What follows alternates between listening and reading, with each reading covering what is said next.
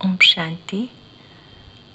आज बाबा के 18 जुलाई 2020 के साकार मधुर महावाक्य हैं।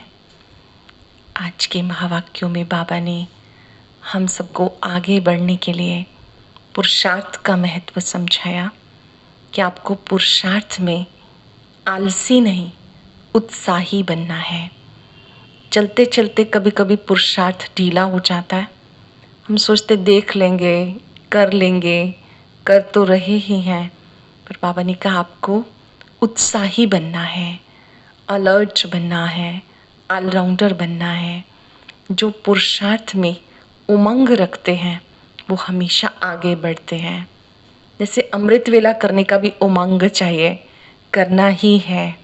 जैसे हम सब ने रविवार का विशेष रखा है, ऐसे तो प्रतिदिन करेंगे, लेकिन रविवार को विशेष मुझे बाबा के सामने बैठना ही है।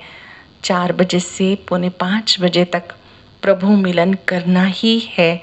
उमंग चाहिए, मुझे बाबा की मुरली सुननी ही है। विश्व में शांति का दान देने के लिए नुमा शाम का भी योग करना ही है। ऐसे पुरुषार्थ में उमंग होना चाहिए। जब उमंग रखेंगे तो आलस्य समाप्त हो जाएगा। फिर बाबा ने बड़ी सुंदर बात आज याद दिलाई कि आप सब बाबा के बच्चे जिन्होंने बाबा को पहचाना है, उनका कर्तव्य है कि जिनको बाबा का संदेश नहीं मिला उनको हम बाबा का संदेश दें, बाबा का परिचय दें। बाबा का परिचय देने के लिए बाबा की महिमा दिल से करनी है कि बाबा ज्ञान सागर हैं, पतित पावन हैं, रत्नागर हैं, सौदागर हैं। जितना हम दिल से महिमा करेंगे, बाबा का संदेश देंगे, तो अन्य आत्माएं भी प्रभु मिलन के लिए तैयार हो जाएंगी। बाबा ने कहा यह आपकी ड्यूटी बनती है कि जो संदेश आपको मिला वो आप दूसरों को दें। ये बाबा ने बच्चों को चेतावनी दी कि बच्चे कोई भी रह ना जाए, उसके लिए आपको अपना ही तन मन धन ईश्वरीय सेवा में लगाना है। ईश्वरीय सेवा में लगाने से बहुत खुशी मिलती है। अब सुनेंगे मुरली विस्तार से।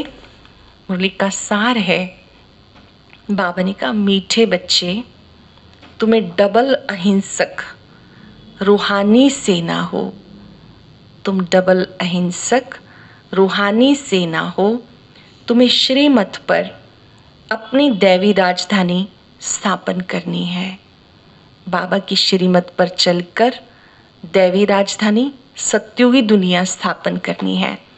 उसके लिए आपको ना तो कोई स्थूल रूप से हिंसा करनी है, स्थूल रूप से कोई लड़ाई आदि नहीं करनी है। विकारों से भी बच के रहना है, विकारों के वशीभूत नहीं होना। यह है डबल अहिंसक स्थिति। क्वेश्चन है, तुम रूहानी सेवाधारी बच्चे सबको किस बात की चेतावनी देते हो? हम सब कौन हैं? रूहों की सेवा करने वाले रूहानी सेवाधारी। तो आप किस बात की चेतावनी देते हो सबको? कौन सी बात की? एक चेतावनी, वो है तुम सबको चेतावनी देते हो। ये वही महाभारत लड़ाई का समय है, इसका शास्त्रों में यादगार है। महाभारत लड़ाई का ये समय है। अब ये पुरानी दुनिया विनाश होनी है, बाप नई दुनिया की स्थापना करा रहे हैं। अब ये बहुत बड़ा परिवर्तन होगा सृष्टि चक्र के अनुसार। अब ये कलयुगी दुनिया जाएगी, फिर नई दुनिया सत्युगी दुनिया आने वाली है। विनाश के बाद फिर जय जयकार होगी। पहले हाहाकार, फिर जय जयकार होगी।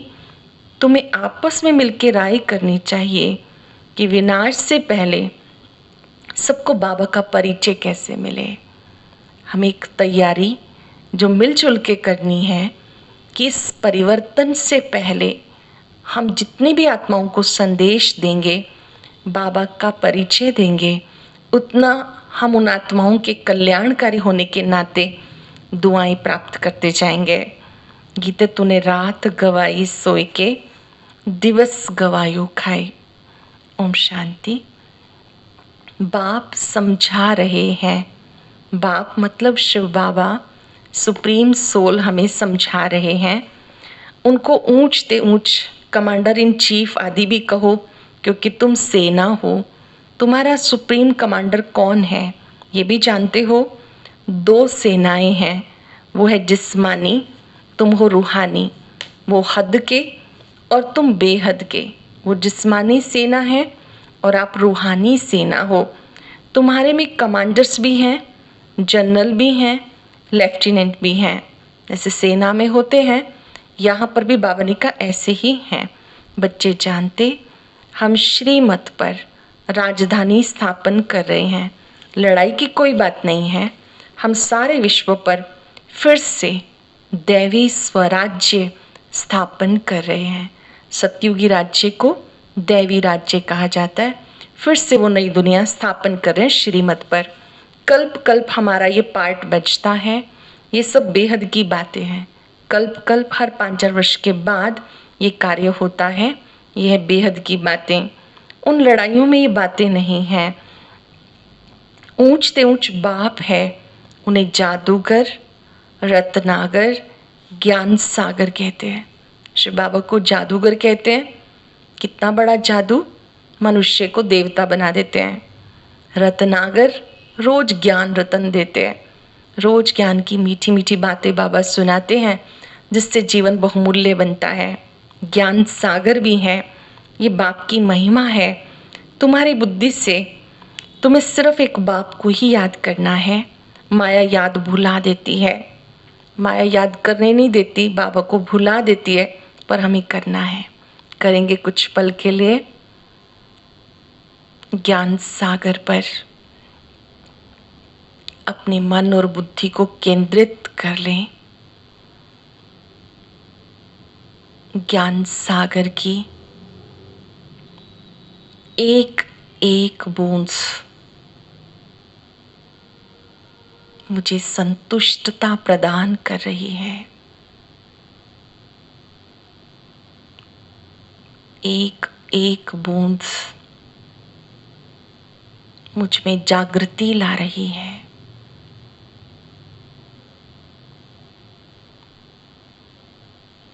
पाँच सेकंड के लिए ज्ञान सागर के ज्ञान को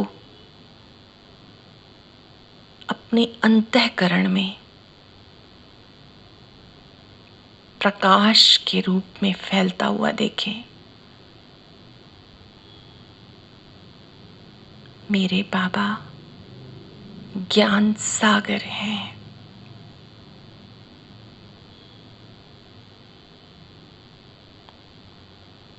इतना सुंदर ज्ञान देने के लिए बाबा आपका शुक्रिया।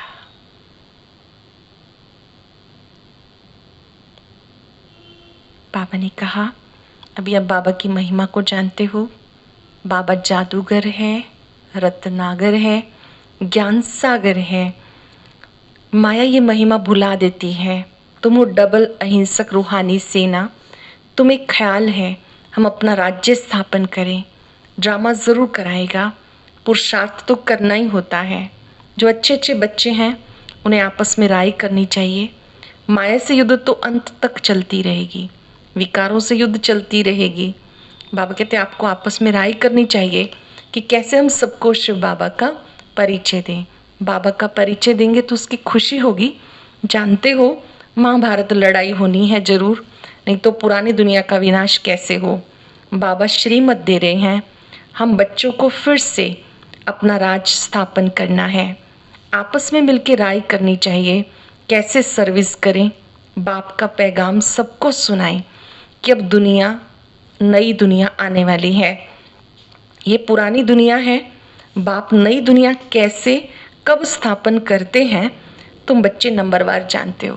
ध्यान से समझेंगे इस बात को कि शिव बाबा ब्रह्मा तन के द्वारा ज्ञान देकर हम आत्माओं को तैयार कर रहे हैं, सुसंस्कारित बना रहे हैं। जब सतयुग में जाने वाली आत्माएं तैयार हो जाती हैं, उनके दिव्य संस्कार इमर्ज हो जाते हैं, तो ये पुरानी दुनिया परिवर्तित हो जाती है, नई दुनिया आ जाती है। तो नई दुनिया की स्थापना ये परम पिता परमात्मा संगम युग पे करते हैं हम बच्चों के लिए। फिर वो सतयुगी दुनिया धीरे धीरे फिर त्रेता युग में, फिर द्वापर, फिर कलयुग, इस तरह से चक्र फिरता है।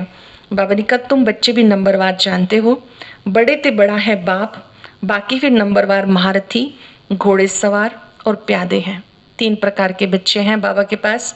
एक तो महारथी हैं, दूसरा घोड़े सवार हैं, तीसरा प्यादे हैं। महारथी अच्छी स्थिति वाले, उससे सेकंड स्टेज वाले घोड़े सवार, और तीसरे जैसे कि पैदल चलने वाले। कमांडर, कैप्टन, ये तो सिर्फ मिसाल देके समझाया जाता है। बच्चों को आपस में मिलकर राय निकालनी चाहिए कि सबको बाप का परिचय कैसे दिया जाए। यह रूहानी सेवा। 6 बातें बतानी है सबको परमात्मा के परिचय में। उनका नाम क्या है? सदाशिव। उनका रूप ज्योति स्वरूप, धाम परम धाम, आने का समय कलयुग का अंतिम समय, संगम युग, कर्तव्य पतितों को पावन बनाना। परमात्मा इस सृष्टि पर स्वयं आकर अपना परिचय देते हैं, तो वो परिचय हमें दूसरों को ज़रूर बताना है। उनका नाम क्या है, रूप क्या है, धाम कौन सा है, गुण कौन से हैं, कर्तव्य कौन सा है, समय कौन सा है। ये बातें बाबा कहते सबको समझाओ, क्योंकि वो आपके ही भाई बहनें हैं। हम अपने भाई बहनों को चेतावनी कैसे दें कि बाप नई दुनिया स्थापन करने के लिए आए हैं। अब पुरानी दुनिया का विनाश सामने खड़ा है। ये वही महाभारत लड़ाई है जो 5000 वर्ष पहले भी लगी थी। ये वही लड़ाई है। मनुष्य ये भी समझते नहीं कि महाभारत लड़ाई के बाद फिर क्या हुआ। जब लड़ाई हुई तो उसके बाद क्या हुआ। अब तुम बच्चे समझते हो, ये पुरुषोत्तम संगम युग है। बाप हमें पुरुषोत्तम बनाने के लिए आए हैं। इसमें लड़ाई की कोई बात नहीं है। बाबा हम सबको मनुष्य से देवता बनाने आए हैं। इसमें लड़ाई आदि की कोई बात नहीं। बाबा कहते बच्चे इस समय एक भी पावन नहीं है। बाप तुम बच्चों को पावन बनाने के लिए आए हैं। तो मुख्य मुख्य जो भी हैं, कैप्टन, कमांडर, जनरल आदि, उनको आपस में मिलकर राय करनी चाहिए कि हम बाबा का संदेश कैसे दें। बाबा के बच्चे जो बड़े हैं, महारथी हैं, और उसमें बाबा कहते जैसे सेना में होते हैं तो ये भी एक रूहानी सेना है। तो कोई कोई कमांडर हैं, कोई जनरल हैं, तो सबको मिलके आपस में राय करनी चाहिए कैसे बाबा का संदेश दें। बच्चों को समझाया मैसेंजर, पैगंबर, गुरु एक ही होता है, बाकी सब भक्ति मार्ग के। संगम युगी सिर्फ तुम हो, सभी गुरुओं का गुरु सतगुरु एक ही है, वही मैसेंजर है। हम सब उसके साथ मददगार है, तो हमें सबको मैसेज देना है।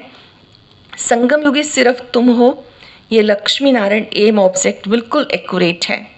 क्या उद्देश्य है हमारा? श्री लक्ष्मी श्री नारायण जैसा बनना। बाबा कहते ये आपका एम ऑब्जेक्ट बिल्कुल क्लियर है। जैसा लक्ष्य होता है वैसे लक्षण आते हैं। तो ये चित्र हमें अपने पास वहाँ रखना है जहाँ हम अधिक बार देख सकें, और अपने को याद दिलाना है कि मुझे ऐसा बनना ही है। ध्यान रहे, मात्र चित्र लगाने से वैसे नहीं बन जाएंगे, वैसे गुणों को स्वयं में धारण करेंगे। जैसे लक्ष्मी नारायण के अंदर हर्षित मुक्ता है, धैर्यता है, मधुरता है, नम्रता है। ये हमारा आध्यात्मिक अध्ययन इसी के लिए है कि हम इन गुणों को धारण कर अपने लक्ष्य को प्राप्त करें। लक्ष्य को प्राप्त करने के लिए लक्षण जरूर चाहिए, जिन्हें दिव्य गुण कहते हैं।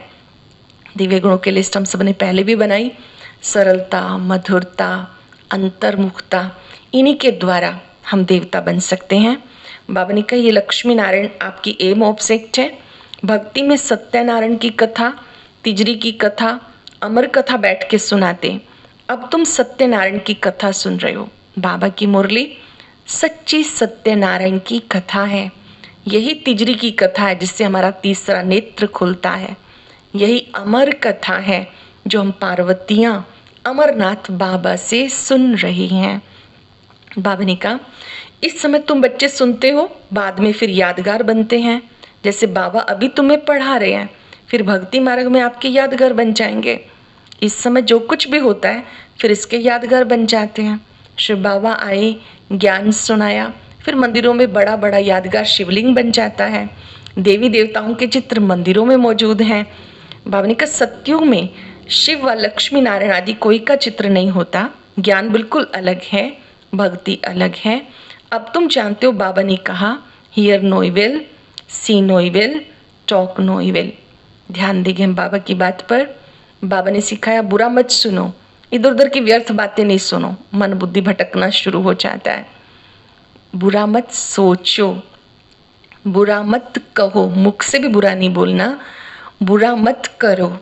Think no evil, do no evil. अगर हम बुरा देखते हैं, सोचते हैं तो विकर्म बन जाता है।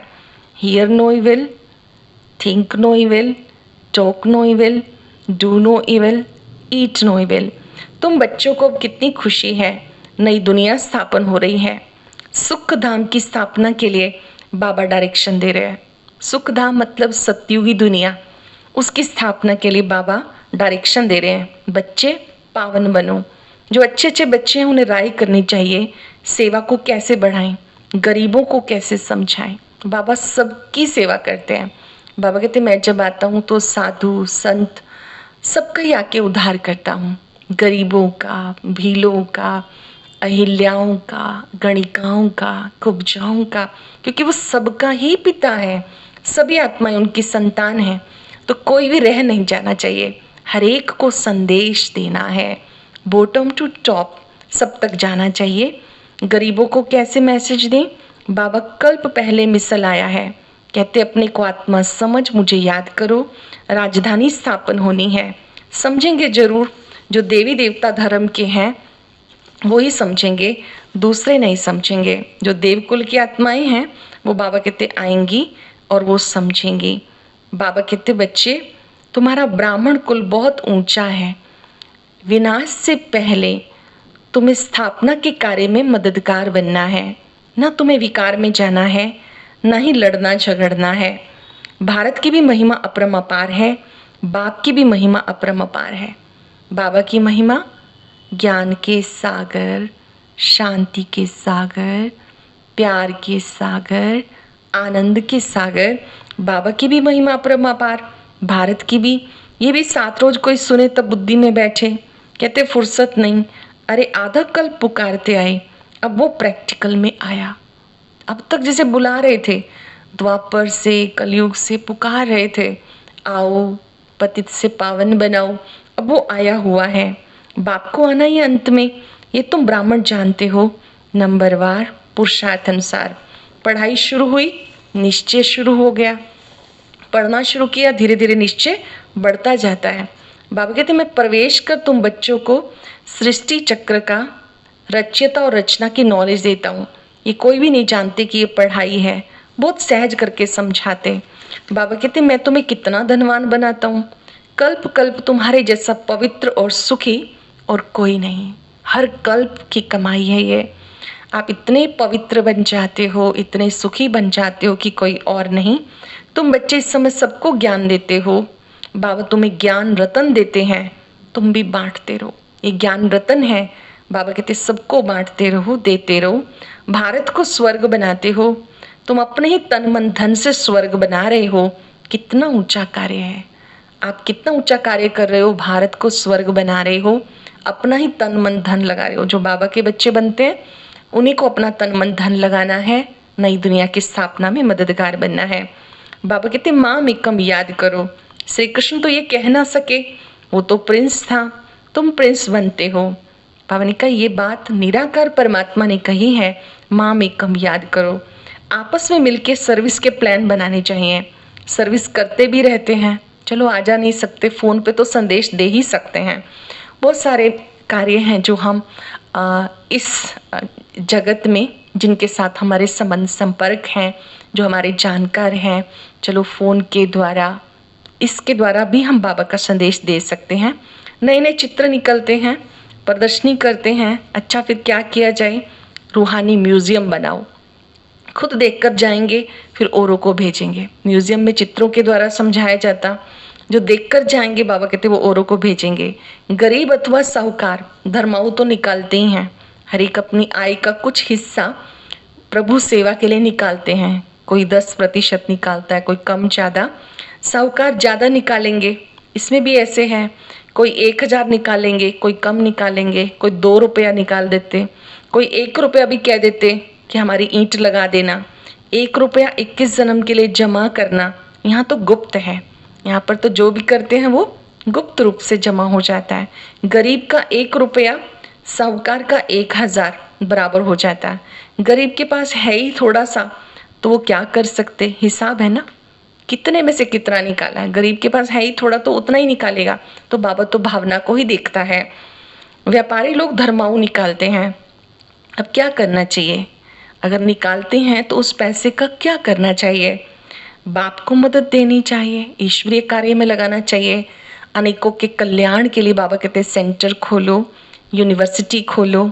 जो बाबा के सेवा केंद्र हैं उनको बाबा हॉस्पिटल भी कहते हैं, यूनिवर्सिटी भी कहते हैं। अनेकों के कल्याण के लिए बाबा कहते हैं साहित्य छपाओ, म्यूजियम खोलो। बाप फिर रिटर्न में 21 जन्म के लिए देते हैं। बाबा आकर गरीबों को मदद करते हैं। अब तो ये दुनिया ही नहीं रहेगी, सब मिट्टी में मिल जाएगा। जानते हो, स्थापना होनी है कल्प पहले माफिक। निराकार बाप कहते बच्चे, देह के सब धर्म त्याग, मुझे याद करो। देह को भी भूल जाओ, देहधारियों को भी भूल जाओ, बाप को याद करो। ये ब्रह्मा भी रचता है ना, ब्रह्मा किसका बच्चा है, उसको किसने क्रिएट किया। ब्रह्मा का भी पिता शिव बाबा है। तुम हो राज ऋषि।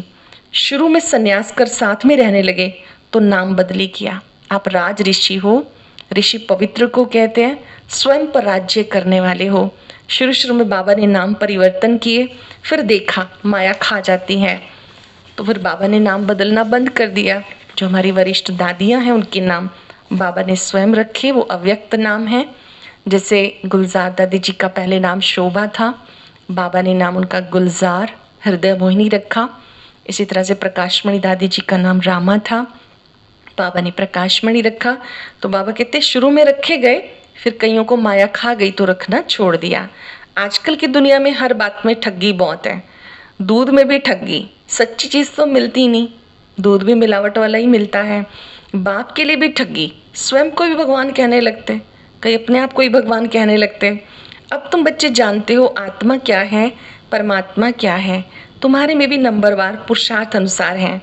बाबा जानते हैं कौन कैसे पढ़ते हैं, फिर कैसे पढ़ाते हैं। बाबा जानते हैं मेरे बच्चे किस तरह से पढ़ते हैं, फिर औरों को कितना पढ़ाते हैं, क्या पद पाएंगे। निश्चय है हम बाबा द्वारा वर्ल्ड का क्राउन प्रिंस बन रहे हैं, तो पुरुषार्थ करके दिखाना है कि हम क्राउन प्रिंस बने। फिर 84 का चक्र लगाया, फिर बनते हैं। बाबा कहते आप ही देवी देवता थे, आपको फिर से बनना है, फिर से आपको क्राउन प्रिंस बनना है। कहते शिव बाबा का भंडारा भरपूर, कालकंटक दूर। तुम सबसे पूछो, यहाँ भंडारा भरपूर करने आए हो ना, अमरपुरी में काल आ ना सके। बाप आते हैं भंडारा भरपूर करने, काल कंटक दूर करने के लिए। वो है अमर लोग, ये है मृत्यु लोग। ऐसी मीठी मीठी बातें सुननी और सुनानी है, फालतू बातें नहीं करनी। किसी से भी व्यर्थ की बातें न सुननी है न करनी है। अच्छा, मीठे मीठे सिक्के लदे बच्चों प्रति माता पिता बाप दादा का याद प्यार, गुड मॉर्निंग। रूहानी बाप की रूहानी बच्चों को नमस्ते। रूहानी बच्चों की रूहानी बाप दादा को नमस्ते, गुड मॉर्निंग। शुक्रिया बाबा, शुक्रिया। धारणा के लिए सार, क्या अच्छा लगा, क्या करने के लिए तैयार हुए, कुछ पल अपने आप से पूछ लें। पूरी मुरली में मुझे आज क्या अच्छा लगा, सुनेंगे। बाप विश्व का मालिक बनाने की पढ़ाई पढ़ाते हैं। इसलिए कभी नहीं कहना कि हमारे पास फुर्सत नहीं, ये कभी नहीं कहना हमारे पास मुरली सुनने के लिए टाइम नहीं, फुर्सत नहीं। श्रीमत पर तन मन धन से भारत को स्वर्ग बनाने की सेवा करनी है। आपस में बहुत मीठी ज्ञान की बातें सुननी और सुनानी है। व्यर्थ की बातें नहीं करनी, ज्ञान की बातें सुननी और सुनानी है। बाबा का डायरेक्शन याद रहे, hear no evil, see no evil, talk no evil. आज का वरदान है, पुरुषार्थ के सूक्ष्म आलस्य का भी त्याग करने वाले ऑलराउंडर अलर्ट भव। पुरुषार्थ की थकावट आलस्य की निशानी है। आलस्य वाले जल्दी थकते हैं, उमंग वाले अथक होते हैं। जो पुरुषार्थ में दिल शिकस्त होते हैं उन्हें ही आलस्य आता है। जो पुरुषार्थ में दिल शिकस्त होते हैं उन्हें आलस्य आता है। वो सोचते हैं क्या करें, इतना ही हो सकता है, ज़्यादा नहीं हो सकता, हिम्मत नहीं है, चल तो रहे हैं, कर तो रहे हैं। अब इस सूक्ष्म आलस्य का भी नाम निशान ना रहे। सूक्ष्म में भी आलसी नहीं बनना, उत्साही बनना है। इसके लिए सदा अलर्ट, एवर रेडी, ऑलराउंडर बनो। आलस्य का त्याग कर क्या बनेंगे? Alert, ever ready, allrounder. Slogan है समय के महत्व को सामने रख, सर्व प्राप्तियों का खाता फुल जमा करो। समय के महत्व को समझेंगे। जो चल रहा है ये पुरुषोत्तम संगम युग है, इसमें सर्व प्राप्तियों से भरपूर होना है, खाता जमा करना है। कल हम सब विशेष अमृत वेला करेंगे 4 से पौने 5 बजे तक। साथ साथ रविवार को इंटरनेशनल योग भी है, तो हम सभी 6:30 से 7:30 नुमा शाम का भी योग ज़रूर करेंगे। अभी कुछ पल के लिए अपने मन में उमंग उत्साह का संचार करें। मुझे पुरुषार्थ का सुअवसर मिला है, स्वयं परिवर्तन करने का अवसर मिला है। अब नहीं तो कभी नहीं, मुझे निज को बदलना ही है।